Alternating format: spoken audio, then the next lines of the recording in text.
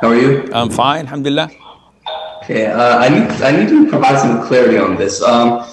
When it comes to Islam, some people they may not have a proper idea of it, and they refer to for example, Taliban, right? They may say that these are the ones who are representing Islam, so I don't want to learn about Islam.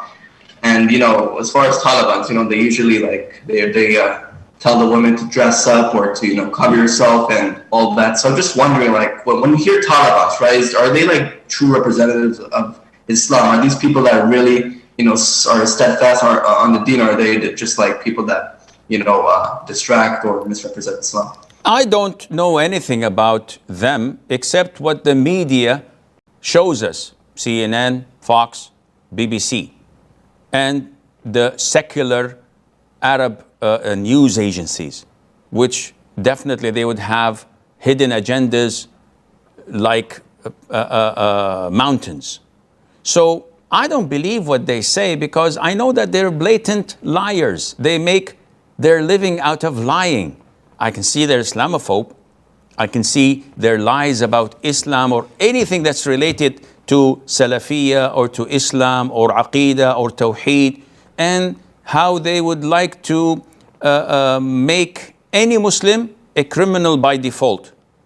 So I don't have any crystal clear idea about this group.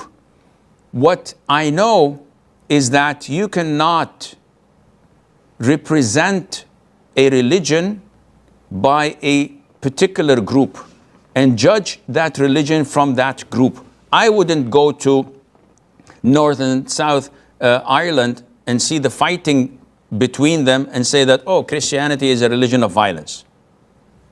I wouldn't go to judge people by the actions of the a religion, and judge a religion by the actions of the followers. I would judge the religion by their sources. So you want to judge my religion as Islam? Look at the Qur'an, look at the Sunnah, and look at the vast majority of Muslims worldwide.